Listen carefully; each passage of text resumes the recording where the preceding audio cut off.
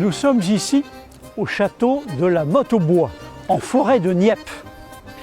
Et sur ce site se sont succédés plusieurs châteaux au fil des siècles. L'un des plus importants, c'était au Moyen-Âge, à l'époque du roi d'Angleterre Henri II et de l'archevêque Thomas de Cantorbéry. Et Thomas était poursuivi par le roi Henri II et Thomas s'est réfugié sur le continent. Il a traversé le Channel, il est arrivé à Gravelines. Et à Gravelines, il a pris la direction de la Flandre lilloise. Et en chemin, il est arrivé devant la forêt de Nieppe et le château de la Motte-aux-Bois.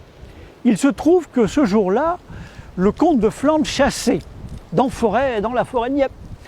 Il voit arriver Thomas et lui demande qui il est. Et Thomas lui répond. Alors, le comte de Flandre est impressionné, il a quand même devant lui l'archevêque de Canterbury et il lui offre l'hospitalité pour la nuit.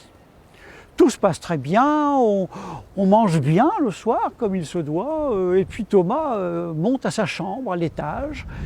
Et au moment où il s'endort, eh bien, il entend un bruit énorme.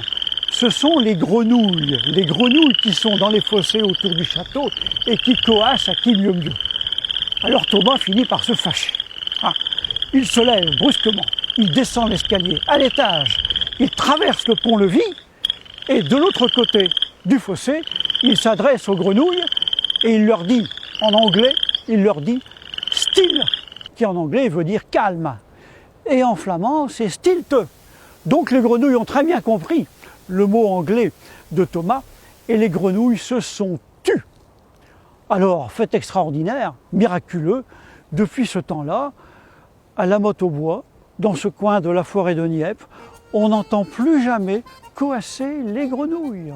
Ça, c'est pour l'histoire du Moyen-Âge.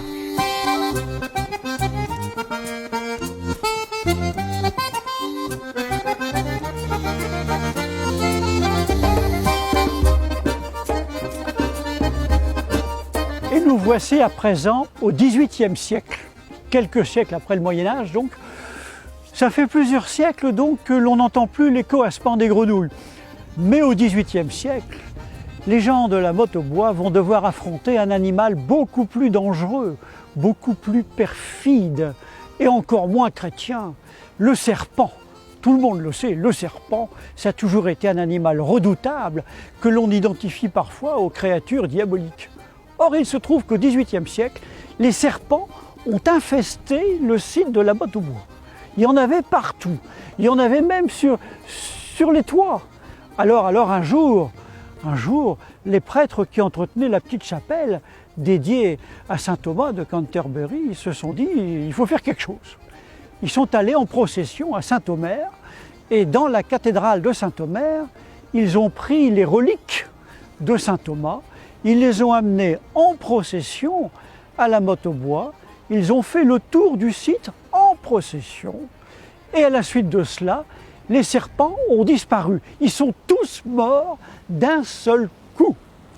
Plus de serpents et la vie a repris son cours tout à fait paisible. Deuxième miracle attribué à saint Thomas de Canterbury.